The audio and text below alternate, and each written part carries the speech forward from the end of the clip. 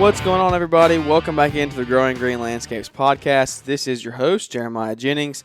Thank y'all so much for tuning in to another episode today.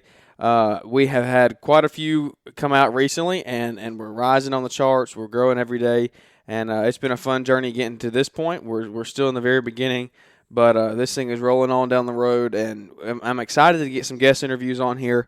And today we have another guest interview. And we'll just hop right into it. We don't have any big intros or anything. So without further ado, we'll just hop right in. So our guest today is going to be Rory Kendall with Patriot Lawn Specialist. And he's a friend that we met out at Together in the Trades also. So like I said, it was a big networking event out there. Met a lot of cool people out of it.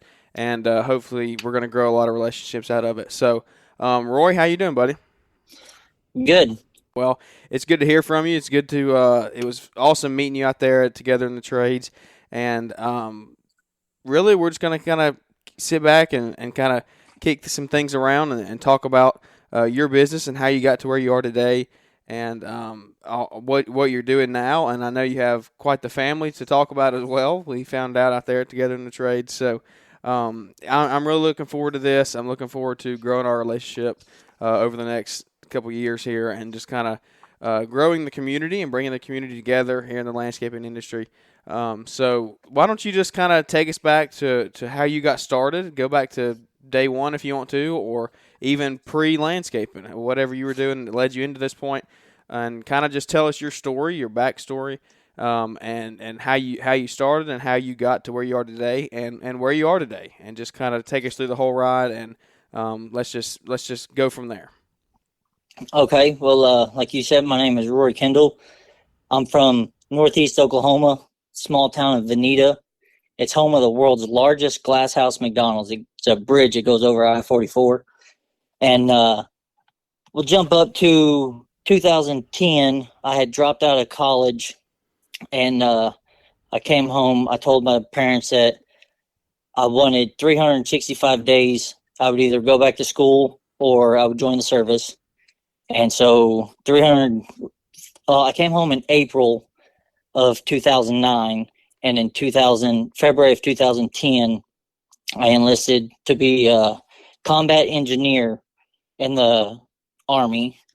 I was at 12 Bravo, and did that whole routine, served in Afghanistan for 1 year, was stationed in Germany I would only serve one term, so I was in Germany the whole time. And decided looking for IEDs or improvised explosive devices was really not how I wanted to make a living.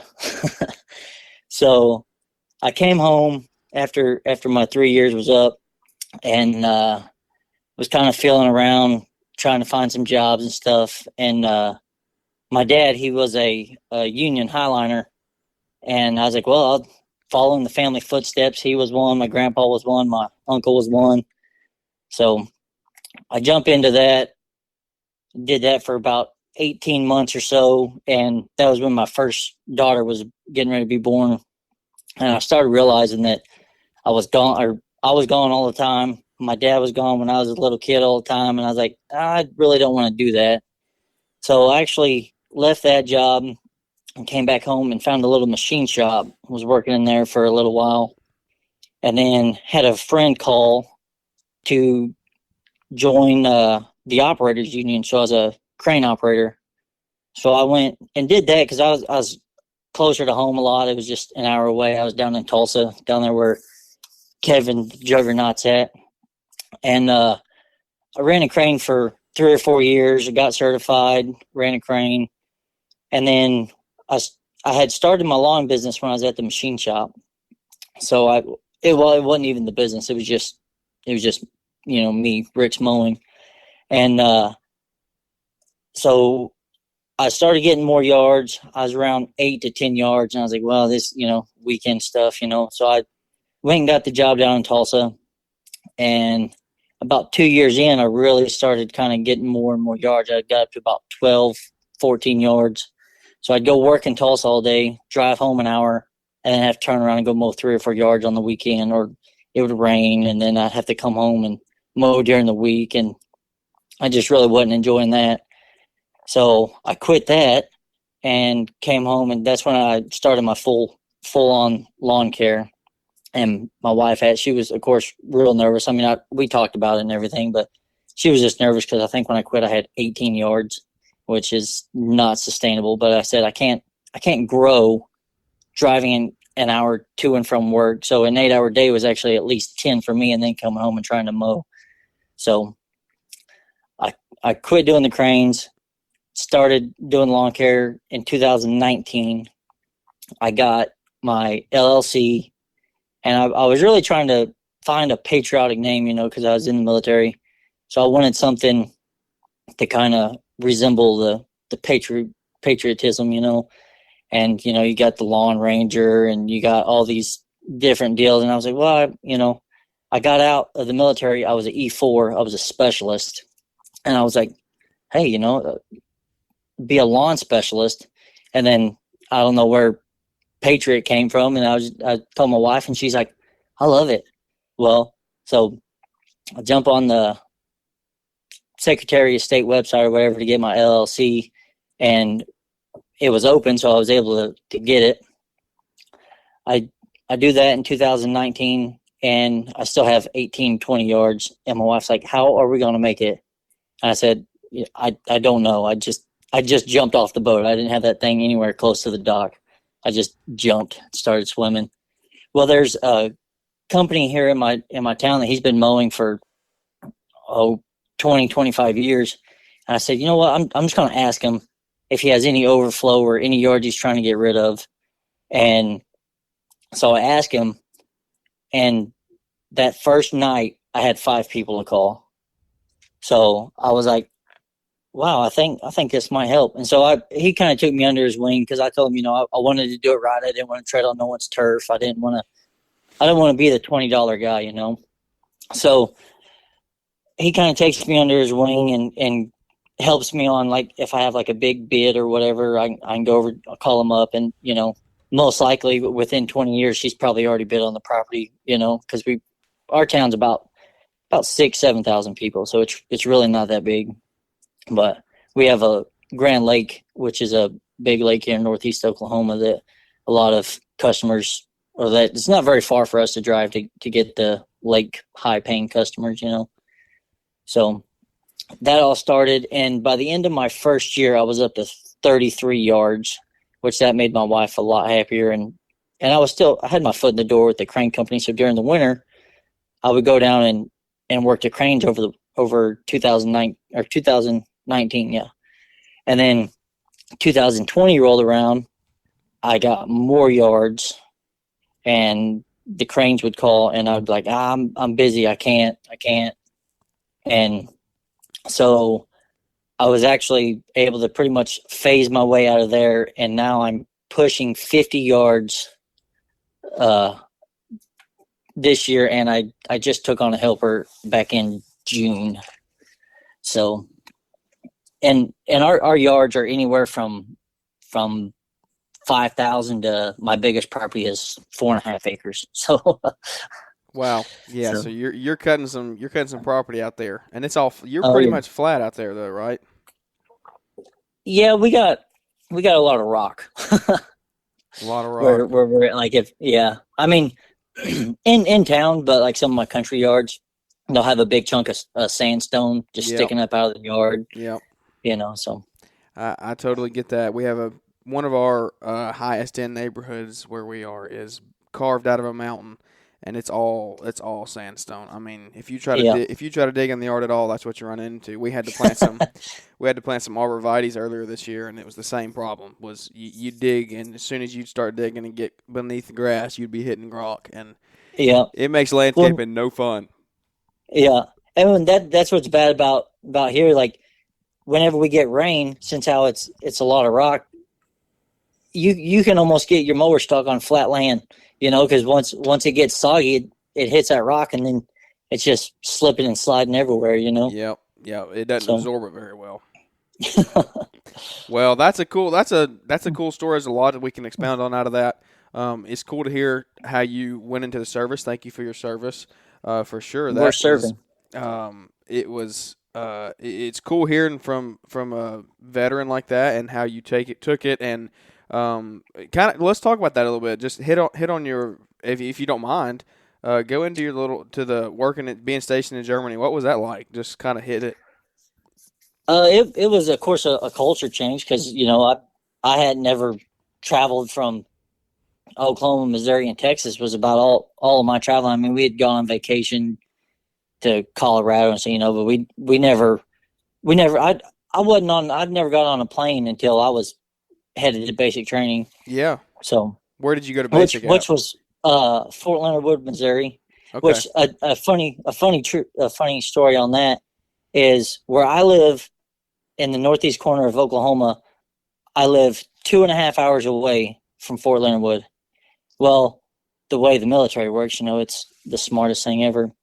I had to drive 2.5 hours south to Oklahoma City, get on a plane, fly another hour to Dallas, then get on a plane and fly to St. Louis to get on a bus to ride 2.5 hours to Fort Leonard Wood. And you could have just drove the 2.5 hours from your house. Exactly. That's But crazy. so I go through my basic. I get stationed over in Germany, which I was really blessed with. I had a whole bunch of buddies I met in basic training, and we all pretty much joined the same company when we got into Germany, which it was a real young company, and it's got to be 2 years old to deploy. Well, when we landed, our battalion was getting ready to deploy, but our company wasn't a year old yet, so we couldn't deploy. So we were pretty much, yeah, I think we were 9 months old whenever we got over there. So we just trained for 14 months until 2000, February of 2012 is when we left for Afghanistan.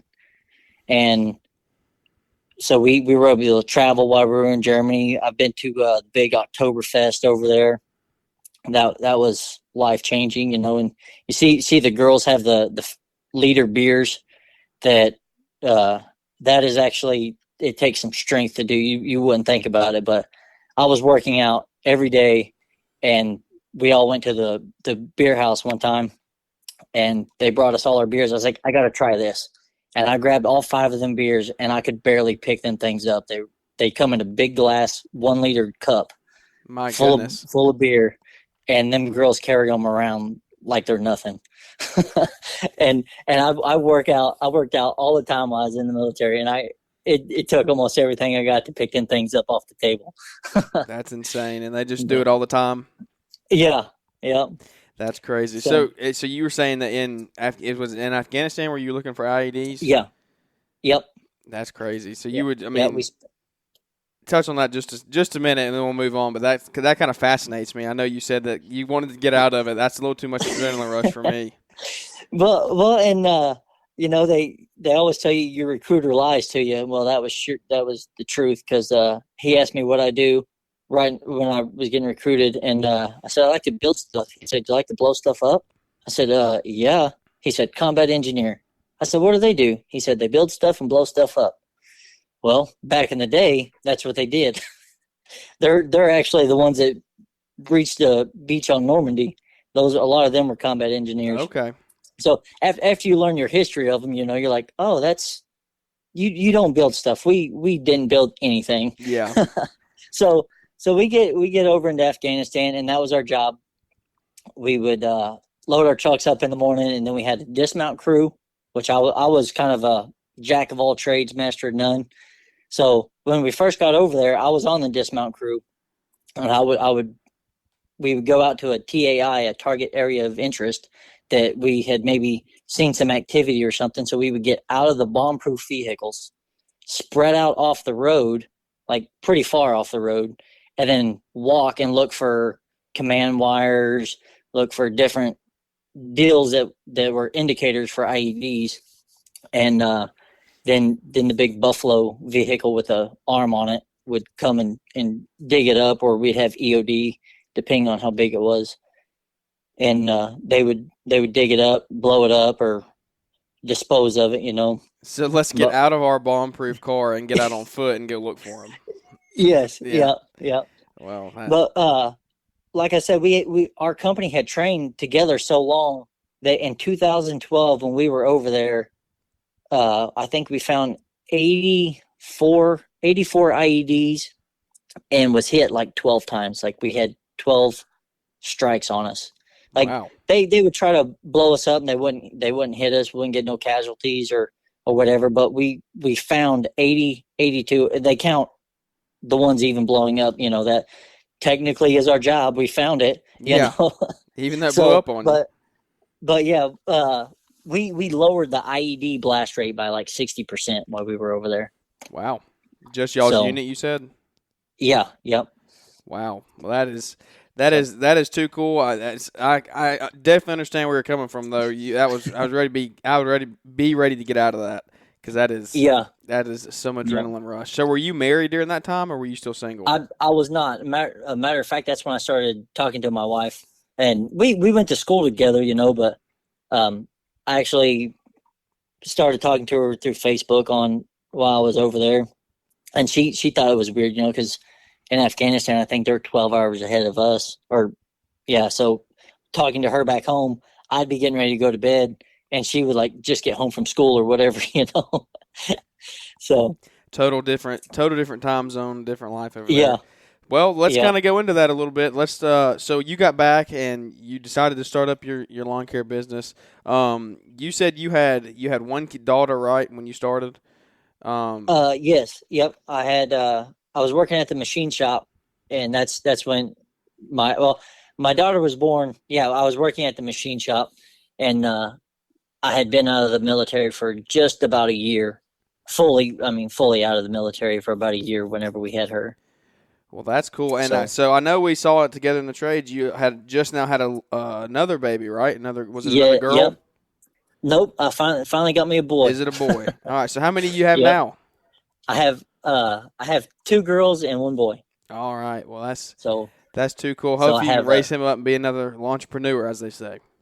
oh yeah, yep. Well, that's awesome. It's a joy getting to see like a dad provide for his family. I don't have kids yet. I'm just me and my wife right now, but I can't wait to start that journey. It'll be coming soon, sooner rather than later, but not right now. But I can't wait because I can't imagine the sense of pride that brings to be able to come home every day and know that It you are generating the income and the revenue and making the life for your kids that you always wanted. And it am I it right? does, yes. Yeah. So I can't. I'm ready to be there. I can't wait to get there. So you said you're about 50 yards, something like that, right now. And I mean, if you got those big properties like that, and you said you've been going solo, that's a lot. I mean, are you mowing 5, 6 days a week? Well, How are it you it handling that? was like I would I was kind of like AJ at Together in the Trades. I was kind of the yes man, and I mean most of my yards were profitable, and then you know I got turned on to Brian and to Paul and all them guys and started watching YouTube and stuff, and was really this year I'm like really digging into like knowing my numbers and everything, and so I was just I felt like I was making money, but then I would work all day long, and then I would get home, and then you know I was like I was tired. I didn't want to hang out with the family or whatever. And my wife said, "You need a helper," and I was like, "No, no, I can do it. I just got to keep going." And another gentleman that we go to church with, him and his son mow. They just kind of mow for some extra cash. You know, they're nothing big, but they like the outside of town big country yards. They got some big 72-inch mowers and stuff. And he called me one day. He said, "Hey, how serious were you about looking for a helper?" I said, I think I'm there." And he said, "I'm gonna have a kid call you, and if you're serious about it, I think he's wanting to work." So I said, "Okay." So this kid calls me, and I said, "All right, man." I said, "Be at my house at 8 a.m. Monday morning." So like 7:50 on the dot shows up. I'm like, "All right, well this could be cool." And we go to bang out our first Monday list of yards, and we get done by like 3 o'clock. I'm like, we had like 16 yards to do. Like this takes me all day, and I was like, I think I might like having a helper. Yeah, yeah, it pays off. So I get home, and my wife says, "What are you doing?" I said, I'm about to take my helper home. I said, "We're done." She's like, "For the day?" I was like, "Yeah." Like I had this big smile on my face. And so I end up taking him home because he don't even have his license yet. But his mom drops him off. I take him home. It's no big deal. And I get back and I'm telling my wife, and she's like, "I told you." I'm like, I know." So Yeah. it was just it's like I didn't know how to delegate until I was kind of given the situation, Yep. Yep. So And I totally understand that. That's exactly. I talked about that with Paul on his podcast about when I messed up my hand with the hedge trimmers. It made me delegate, and yeah, it's not something that I wanted to do. Well, it's something I wanted to do. I just hadn't done it. And yeah, once you're forced to do it, it makes you realize, well, I should have done this a long time ago. yep, But well, that's cool hearing that, especially so you got a younger kid with you. Sounds like if he doesn't even have his license.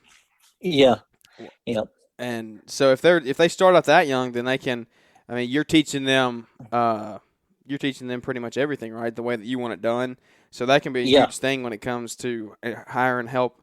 If you're looking at hiring a guy, yeah, if you get older and you get a little more experience, that's good. But if it's experience, it's not your experience. It's experiences they've had from somewhere else. So they could be doing things yeah, totally different than the way that you want them done, and you could run into more problems having to train them the way that you want it.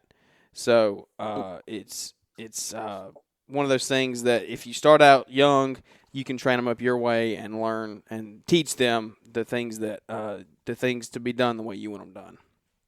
yeah. And that's what I was thinking about once I got him. He's been working with me for just about a month, a little over a month now, and I was like, if this works out, it's almost like he's in high school, so I almost don't even have to worry about hiring anybody as long as he stays on with me until he graduates. I Yeah, can just be like, hey, you got a buddy that needs some work this week or whatever, and then maybe fill out a 3-man crew or something, because it's all new to me, and that was the biggest deal for me was nobody's going to do it as good as you do. So it was like you were saying, you have to learn to delegate, and most of the time, the people don't notice the one blade of grass that you were looking for that your weed eater guy missed, yeah. So But it does. That's the way, and it's kind of a good way to go about hiring an employee. Is that's the way I coach high school basketball, and so I have multiple of my players come work for me during the summer, and that's who I have right now. I have one guy that stays with me year round, but then I have some younger basketball players that come and help out, and it's one of those things. It's kind of guaranteed work for at least 3 or 4 years, and then once they're up, yeah, their friends are coming into high school and they're going through it. So you kind of always have a somebody to fall back on when you need them. But yeah, so you're saying about 50 yards. What size? You said they vary in size, and that's one of those things that it's hard to price. It's hard to figure out your pricing when you're getting different sizes like that. Because I know exactly what you're talking about. We have some that are 3+ acres, and we have some that are 1,000 square foot. I mean, that are tiny. So yeah. it's one of those things. How have you handled this year? You said you were crunching your numbers. How have you gotten into knowing your numbers? And do you have a CRM that you're using that's helping you figure that I out, or what are you using to get that all straightened out?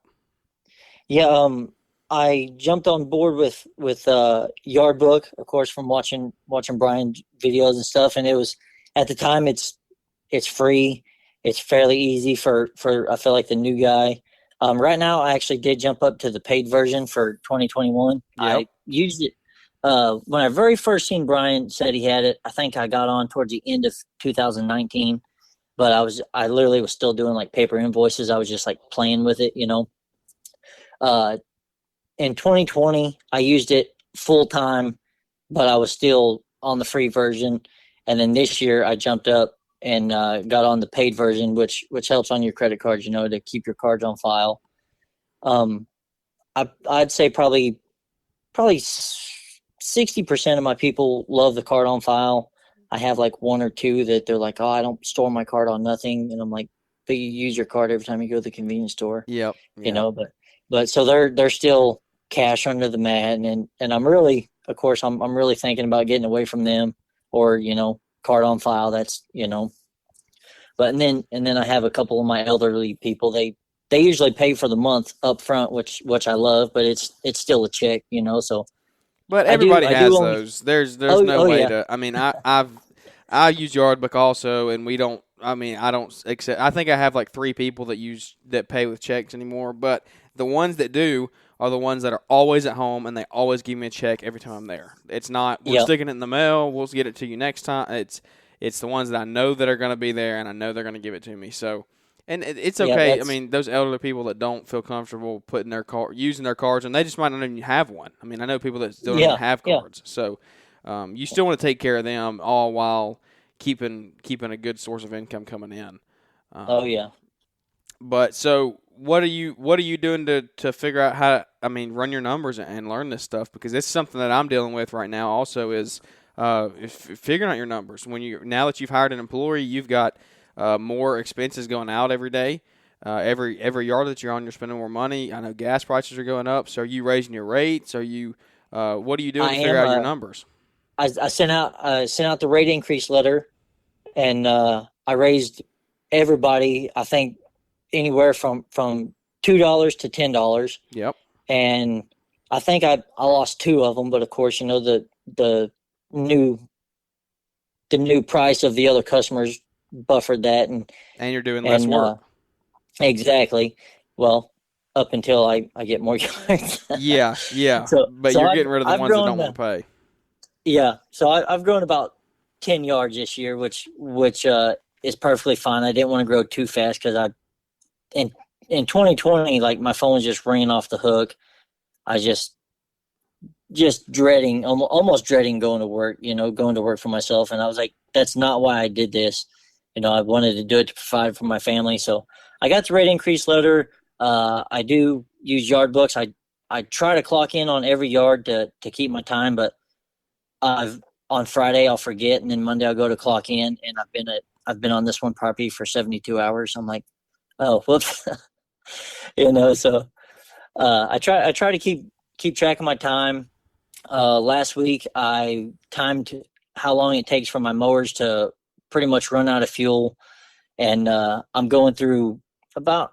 I have a right stander. I have the ZK stander, and I was going through about 1.9 gallons in an hour. So I can get about 8 hours out of a full tank. Yep. And so I actually last week I did that.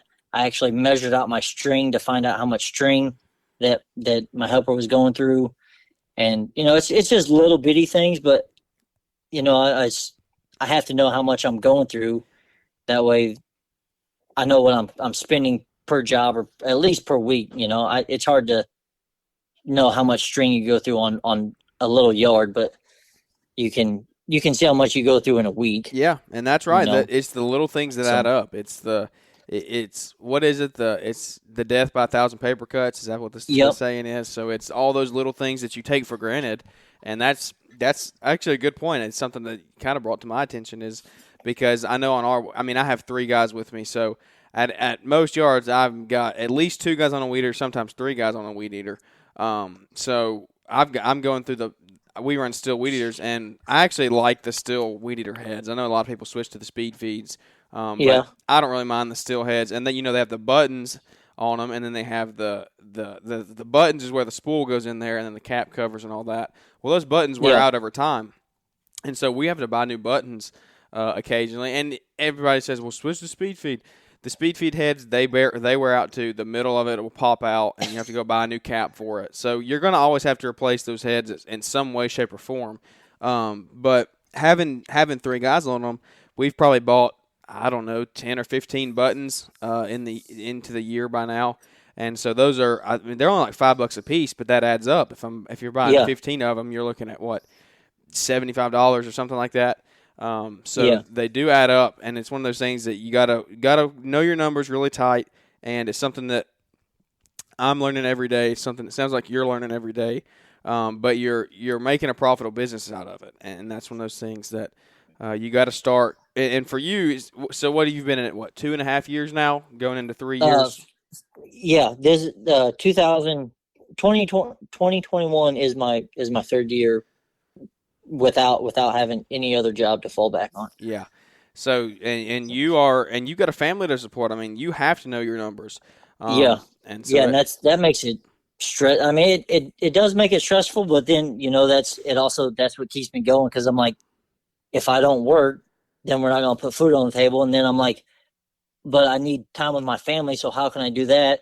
And most of my yards, I'm like, it takes me say a yard takes me an hour, it takes me usually 30 minutes to mow, 30 minutes to weed eat. I'm like, well, so now I can automatically knock it down to 30 minutes Yep. if my weed eater guy can weed eat it in 30 minutes, you know? Yep. So so I was just like, I have to figure something out. And my wife was on me, get a helper, get a helper.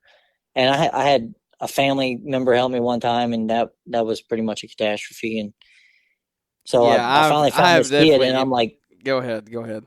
oh, I was gonna say, I found this kid, and I'm like, I need more of you. Like I really, and I've started enjoying it now. Like that, it gives me that room to breathe. That we start at 8 o'clock in the morning, and like the latest I think, and I've always asked him, like if he could work till 6 or whatever, and he's never had a problem with it. And I think one time, like we've made it to like 5:45, but the list gets done, and I'm like, this is so nice because now I'm getting the list done at least by 6, and I don't have to start on Thursday's list on Wednesday morning. Yep. Yep.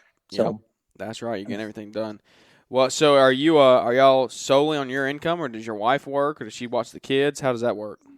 yes, yeah, she keeps the house running smooth, and she helps me on my yard books and stuff. She'll put my checks in, and then she'll run to the bank if she has to or whatever. She's kind of my admin for the Hey, well, for the office to kind of keeping up lighten the three load. kids and doing office stuff, that's a full-time job. So Yes, it is. I can't imagine. But well, that's awesome, man. It's cool hearing how you started out in the military and then transitioning into lawn care. Is there anything that you want to hit on? I mean, talk about specifically. What are y'all? I mean, stuff you're dealing with this point in the year, hiring the employee. I mean, is there anything in particular that you want to leave anybody with? Um, yeah, we can go back to 2020. I do Christmas lights during the wintertime, Okay. which Yeah. that was kind of a member at church. He said, "Do you hang Christmas lights?" And I said, "Yeah, sure." Being the yes man. Well, I wanted to still provide a commercial grade light, so I came home, jumped on Google, found a couple different distributors, and was able to put up his lights in 2018, I think. And so I literally probably paid him to put lights on his house because I didn't know anything. But in 2020, I started the year with the 11 following customers from 2019, and I ended 2020 with 34 Christmas lights, and I had to cancel 4 of them because my suppliers weren't able to get supplies. Wow. So, So are you dealing with how are you doing that? Are you doing? I mean, do you have a lot of two-story homes, or are they one-story? no, I have most of them are single story, Okay. or we do have a couple steep roofs, but as long as I can get to the gutter from the ladder, and then of course I can walk up the gable end of it, being able to hang on to the side. Yeah. But I'm really looking into getting safety gear this year, because of course for safety and everything. Um, I Ye- get safety gear. I've already talked to my supplier from last year. I've already pre-ordered a couple $1,000s worth of lights, and so hopefully I don't run into the same problem I did last year of not being able to install for people Yeah. because I couldn't get the supplies to do it. So Well, it sounds like you know what you're doing. I mean, you're getting your numbers right. You're starting out fresh and you're starting the right way. You're not starting out and not making any money. You said that first year you did, but now that you've done it for a couple of years, you're making yeah, money. So what are your margins like? I mean, are you making good money on that? Because I know that's kind of a hot topic. I know multiple people that say, "Hey, do Christmas lights," and I know multiple people that say, "Don't ever get near them." That you lose a well, lot of money. So how do you take that personally with your life and family? I mean, when do y'all stop mowing out there for the fall do y'all do a lot of leaves out there? What is the landscape oh like? yeah. I don't do a ton of leaves right now because I don't have a vacuum or a bagger or nothing. So Uh it's huh. like if the people just want them ground up, I'm like I can totally just ground them up, which I don't like doing, but they don't like the leaves in the yard. And so I probably don't charge enough for that. But around the end of October, 1st of November is when we'll do about half a day of leaf cleanups, fall cleanups, and then the other half will start on Christmas lights. And then about the first week into November, it's full on Christmas lights because the money's there, because Yeah, it's more of a it is more of a luxury item. Like I've had a couple people be like, "Hey, I need my leaves cleaned up," and I'm like, "I'll see if I can get there," because where were you at last week when I asked you if you wanted your leaves cleaned up? exactly. So I mean, Exactly. And those Christmas but lights that if you're staying busy with that, like you said, it's a luxury item. So you're reaching the customers that you want to reach at that point. Because exactly, they're paying for an extra service. It's not a necessity. They're saying, yeah. "Hey, we like your work. I want you to go above and beyond and do this for us." Yeah, and So, that's another thing on the Christmas lights. Like when I very first did it, like I added up what it cost per foot to build it, and then how much I wanted to make, which at the time was, I think it was like $30 an hour. Which I was like, after learning, I'm like, yeah, the company needs to make more than that. that's right. So last year I was like, I'm getting so many calls. I'm like, I'll just up the price. I'll just up the price, and my phone kept ringing. People kept saying yes. I'm like, and in my area, I charge $3 a foot, and it didn't slow down. I'm like, oh my goodness! Like, and then I talked to Roger, from down there. He does Christmas lights, and he just says, just keep raising the price until it slows down. Exactly. Well, that's what I was about to say. Well, you And know what to do. You know how to solve that so problem. If you're doing yeah, $3 now, and they keep saying yes, go up to 5. And if they keep saying yeah, yes, go up to yeah. 7. And So I've actually got in over at the lake over to Georgia higher end, and yep, that's exactly where I'm starting at $5 a foot. And there and people in other areas they'll probably dog you for being so cheap or whatever. But I'm like, there's no way I could charge $8 a foot in my little area. People's not going to pay $800 for 100 foot of lights in yeah, in my town. yeah, yeah. And So and you have to know your market. That is one yeah, thing. exactly. So where I'm at, I'm making money. I matter of fact, I put almost the same amount in my account in November and December than I did from January to November, and mowing and cleanups and stuff. No way. So yes, I was I was blown away by how much money I spent in the last 2 months of the year. Wow. So So you or sounds spent like and made. yeah. So you need to be. It So sounds like you need to be targeting Christmas lights a lot more this year. yes, If you're that's making what you made in 9 months in 2 months, then yeah, that needs yeah, to be a niche that you better figure out and figure it out yeah. really quick. That's cool. So what does the average one take you? An hour, 45 minutes? I mean, I don't do. Uh, I've never done a set of Christmas lights for anybody, so I don't know the first thing about it. I'm learning w- everything new. um, I actually had a friend helping me most of last year. He was just a friend that I just he just wanted to come out and help and Yeah. everything. But when I was by myself, a new install. So I build the lights on site. Like some people don't, some people do. But I take my roller lights out. I take the color lights that you want, and I build them pretty much in your front yard. And I can build 100 feet and have them on the roof in about an hour. Okay. So So yeah, so that's and then not bad. I've had a helper last year for a little bit, and once we got to about 100 feet, I would get on the roof and start stringing them, and he would stay on the ground and keep building, and he was pretty much able to stay in front of me the whole time with that 100 foot jump on me. What is your So average foot per house? last year, um, foot wise was right about 350. So Okay.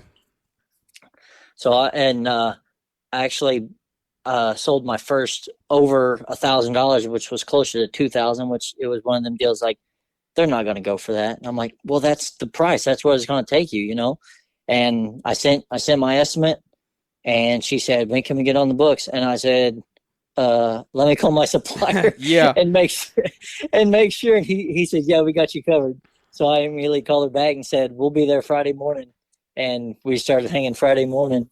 So, Well, that's and cool. that one ended up at 750 750 feet of Wow. lights. So Wow. Yeah, and so yeah, I would be if she said yes to it, you better up that thing to $5 a foot and yeah, keep on yep, raking in the money. I mean, keep on raising the prices until they say no. yep, I mean, that's one of those things that you got to do. Well, that is too cool. I mean, I have not personally spoken with anybody that's done Christmas lights and heard how to make money on them. So that's we might get back together going in maybe in late fall and kind of do an episode specifically on Christmas lights. Hopefully, we'll there we go, grow the following and kind of get some people in here and you can give some good advice on that on how to do it profitably and all that stuff. Um, for sure. but I did. We'll kind of wrap it up here. We're going on 40 minutes already.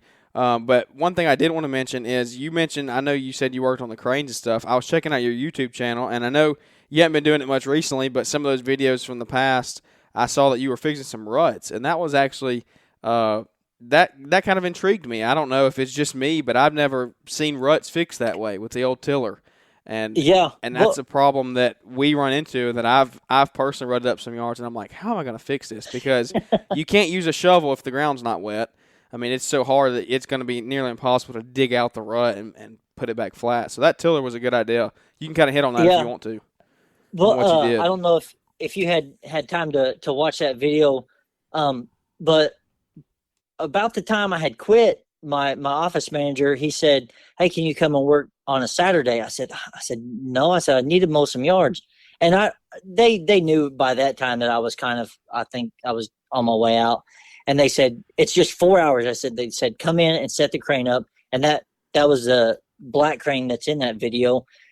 That job ended up taking us 10 hours. That crane got stuck and took us 10 hours to get that thing out. Well, those I aren't any was so little mad. cranes. Those are some big No, yeah, cranes. that one was a 250-ton crane, and we go out and that particular job, they were going out to change the antennas out on a radio tower. Yep. The ones at the very top, not the ones in the middle. Yeah. And so the job was just for me to come in that morning, help the guys, put the crane together, 4 hours, go home, start mowing yards. Well, after getting that thing stuck 10.5 hours later, uh, didn't get no yards mowed that day. Well, I had quit last year, and another crane company came out to another tower, and that's where is a big crane like in that video, and it had the way them cranes turn, them big ones, the front tires turn and the back tires turn, so it like articulates or whatever a Yeah. lot better. And the front tires went off in one ditch, and the back tires went off in the other ditch, and so they went around a curve on a gravel road. Well, of course, the farmer, he was like, "Hey, my ditch is messed up," and so of course he calls the crane company. Well, my old supervisor calls me and says, "Hey, have you ever done like releveling or anything?" And I'm like, "No," but I said, "Well, what happened?" I said, "Did crane go off the road?" He's like, "Yeah, right down the road, right there outside of your town." I'm like, "All right." So I run over there and shoot him a quote, and he says, send it to this guy." So I sent the quote to him, and he says, "Yes, jump on it." And that thing took me like 3 hours, and I made so much money on that thing. So it was one of them things that I didn't think I was going to get, but being right there in town, that the crane company was like, "Yeah, why would we pay somebody to come pay them windshield time when you live in the town?" Exactly. So Yeah. Well, that was cool. If anybody wants to look at that, go check it out. Patriot Lawn Specialist on YouTube. Is that yes, right? yeah, and that's I get like I still get nervous about doing stuff like that, and I'm like, I talked to Caleb at Together in the Trades, and he's like, "You just got to do it, man." He said, "Just you're not talking to the people that's driving down the road, or I'm talking to the lawn care community or whoever, He said, "Just do it," So I'm even though that was over a month ago, I still haven't just done it. So I'm trying to build up the the nerves to just do it. So No, hey, and I I got totally to get agree on with that. him. That was our last episode. That's what I talked about was you just gotta if you're wanting to start something like that and you're thinking about it, you're contemplating, just do it because Yeah. there's nothing holding you back except you telling yourself no. And Yep. and I'm sure once you do it, once you get into it, you were good at it. I mean, those first videos that I watched, it was really good, good content and stuff. So if you're hesitating, anybody out there that's hesitating on YouTube or Instagram, whatever it may be, just do it. Dive in and do it. But go check out that video to fix those ruts. That was really cool to me. It was just it was something I never seen done the way that you did it. I never seen it done that way, but it looked like it made it pretty easy, and it looked Yeah, really it good. did. The product looked really good, but yeah, those cell towers. We'll hit on that, and then we'll wrap it up. I've personally dealt with those. I had a contract mowing the gates around them and stuff, mowing inside keeping the rock, the gravel and stuff inside kept up, and then mowing around the fence and keeping everything clear. And that was getting up close to those cell towers and stuff like that. When you don't realize how big they are until you're up on them. And Yeah, once you're up there in the gates and stuff, and you look up and you're like, wow, I can barely see the top. You realize it's up there. yeah, yep. It's up there. Well, man, it's been a super fun episode. It was cool getting to connect together in the trades and meet y'all. And it's so fun watching other people out there in the community, especially like that are older than me, younger than me, all that stuff. But we're all starting together. You're 3 years in, and you sound like you have a very profitable business right now.